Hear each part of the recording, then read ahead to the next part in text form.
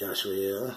This is Tamaku, Yahoo being Yar'sharalyts, and I like to say good morning to whoever's viewing this video, and I'm coming here today to expose and explain the Black Panther. And I've seen other videos of other brothers in the truth, and they got great videos. Big Judah, he has a great video. If you hadn't subscribed to him, go subscribe. See the Israel, he has great breakdowns and great views as well. And you know, they got great visuals. You know me, I don't have any visuals yet. I haven't made it that far, but I do have my voice, so I'm gonna explain certain things that I witnessed when I went to go see the movie with my wife, and I'm going to break down key points and stuff, and I am going to talk about a little bit about the Infinity War, but like I said, you can go to my Facebook page. I also have a live segment over there as well, so you can check it out. I did a little breakdowns and stuff on Facebook, and there's other brothers and sisters on Facebook too. You can check me out at my page, Tamaku, Yahoo being Yar'sharalyts, if you want to check that live feed out. So we're going to jump right into it. With that being said, Black Panther. First, I want to let you know that the Panther and the people that you saw in so-called Wakanda, they represent the hams. And we had a villain who represented us by the name of Erik Killmonger. And, you know, a lot of people don't realize what they have been witnessing, but they put it out there in our face. They had a scene where T'Challa's father, had a brother who lived in Brooklyn, or California is one of them, I can't remember, but I remember projects or whatever, but I think it was New York, Boston, or something like that. But his brother was in exile over here in America with his son, which was Eric Stevens, a.k.a. Erik Killmonger. This is how they're telling the story. The story is totally different in the comics, but the way the cinematic universe and these Jewish people, they want to tell the story the way they want to tell it, and they putting it out there in our faces. Well, anyway, they're in exile in America. So that's how the story, that's part of the story, and how it starts off. The brother of the king is in exile because he did some stuff in Wakanda, and you know, and caused some stuff to happen, so he got exiled, but he had a son.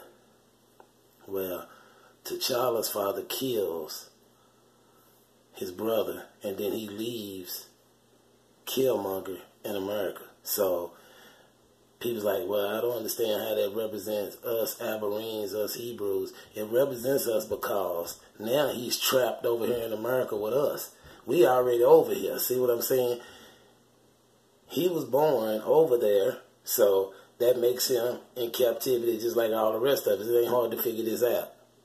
Yes, his dad is a Wakandan, you know, whatever, but he is over here with us now. So, yes, he's a part of who we are. He's in captivity with us because T'Challa didn't take him with him, you know, when he just left. He killed his brother, and then he just left, and he just took off and went back to where he came from. So, leaving the son there, and, you know, him finding his father dead, you know, I would have a lot of animosity built up too. So this is what I'm trying to tell you about the movie is it went straight into letting you know about who we are. It wasn't just certain segments and parts. The whole movie is about who we are. And Erik Killmonger, the villain that they represented him to be, is us. Because a lot of us have a lot of animosity, and we have a lot of issues about how our people was treated and how we're being treated today. You feel what I'm saying? And that's what Erik Killmonger represents us, because he had this animosity and build up toward these hams, you know. Yes, we mix. That's what I try to tell people. We lived amongst each other. So, yes, some of us may have some blood lines that trace back to hams, and some of us may not have none. Some of them got traces of us, to them, because we all lived amongst each other. When Yahuwah created Akabulon, the biggest continent in the world, we were all inside of them borders. So the thing about it is, back to the movie, is that it's not hard to figure this out. He's just like us. He was in captivity. He's just like us. He grew up. He learned all the white people, PhDs. He got all the masters and degrees and all that stuff and went into their military. That's another thing that we do every time we in captivity, that we always been a part of other nations' military. So that's why I say you have to really study and really pay attention and be aware, because they put things out there in front of us all the time. It's just that we got distractions, like, the music is a distraction. That's what people don't understand. It's the reason why Kendrick Lamar did the music soundtrack. They want y'all listening to the music and not watching the movie, but not really watching the movie. So that's where the music and the beats come in. You know how people are. You sit there and you watch something, then something come on, then you start shaking. You start moving. That's a distraction already, because you got your mind bouncing to the music. So what you're seeing, you ain't really paying attention to, if you understand what I'm saying. But back to it. T'Challa them living under an invisible shield, and the kingdom of Wakanda is doing real good.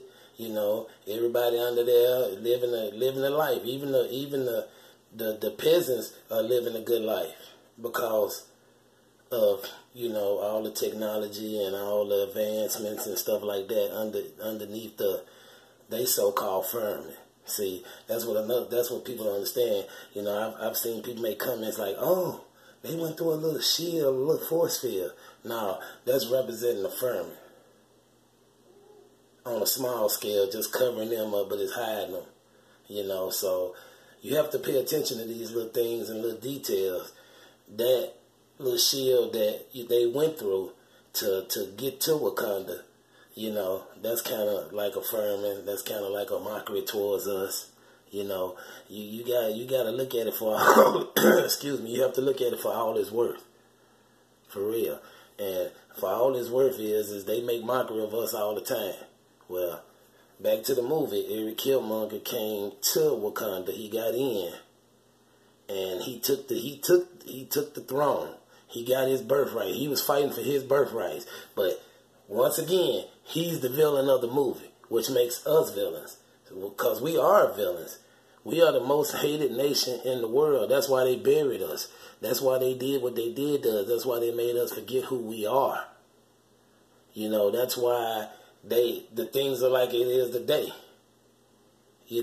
Each time we went into captivity, it got a little bit worse, because these people, they know more about us than we know about ourselves. They do the research. And that's why I say you have to be really, really in tune with yourself to go see this movie, and then don't come out of there thinking you're a Hamite, because I witnessed that. I witnessed that when I came out into the lobby. Black people was like, Wakandans, they would celebrate being Hamites. But they were not. They were shams. See what I'm saying? Where the confusion come in? They glamorize every nation that supports them. The Muslims / Arabs, they support them. They support the hams, the ones that's over there doing their bidding, over there killing our people, self-genocide. All of these people play a part in how we're treated in the world today, and how we have, in the last almost 400 years. The movie was made during the time we know the Jubilee is about to end. Y'all know what that means. And, and the way they bought the movie out, that's what they want us to not pay attention. They want us to not realize what we're looking at. So, you know, when I was looking at this, I was like, wow. So they just going to make us the villain. You know, they just going to put it right out there that we're a threat to them. They don't really care for us, but they like making money off us because they know a lot of us are still going to do what they tell them to do. So slavery ain't went nowhere. It just is in a different format. That's what I'm trying to say. And the Hams in that movie represented the Akabulans and other nations.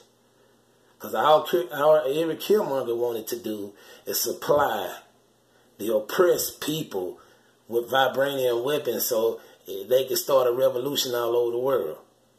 See, and that's why we're a threat, because that's what they're afraid is going to happen. But we know by the scriptures that that's going to happen. We know that when he comes, he's going to use us, our vessels, and we're going to do things, and things are going to happen. And they know this, and they know their time is short, and they know it's getting cut to the end. And you know, like I said, they just want to keep us far away from Yahuwah as possible. You know, but Erik Killmonger, he said a lot of things in the movie that you know, let us know that we're Hamites. So I didn't look at Erik Killmonger as a villain. You know, and a lot of our other brothers and sisters don't look at him as a villain either, because to us he wasn't a villain.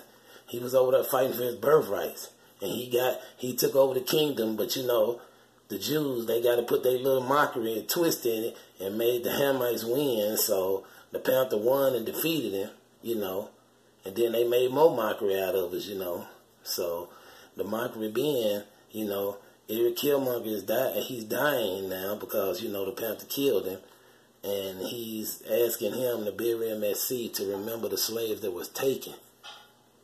You know, that was a crucial point in the movie that a lot of people didn't make. I mean, white people out there, you know, and critics and all them out there, oh, this is the best movie. You know, Erik Killmonger is the best villain. Why is he the best villain? That's what they ain't telling you. They making up stories about why he the best villain and in cinematic. You know, now, he's the best villain to us Aborigines because he was fighting for his land, his birthrights over where he came from, where we came from. You know, so, I mean, if you go see the movie, just pay attention. There's a lot of detailing about who we are. Now, let me get into the Infinity War right quick, and then I'm at the end of the video, but pay attention. They're always talking about Infinity Stones. If you go back and read in our scriptures in the Torah, what did Yahuwah tell them to do when he gave each tribe a gem? Each tribe had a gem, and it was on the breastplates of the Levi priests who wore them over their robes. These stones represented 12 nations, which it was us. So all of a sudden, Thanos, a.k.a. Hashatan, wants all the stones. If you think what I'm crazy, you think I'm crazy what I'm saying, go research it. Go look. You know that we have the stones, but you know they corrupted it by making them into birthstones and putting them with their Georgian calendars, making them as birthstones. But those are not birthstones. Those are stones of Yar'sharalyts, the 12 tribes, the 12 families that started it all. That's what those gemstones represent, our power.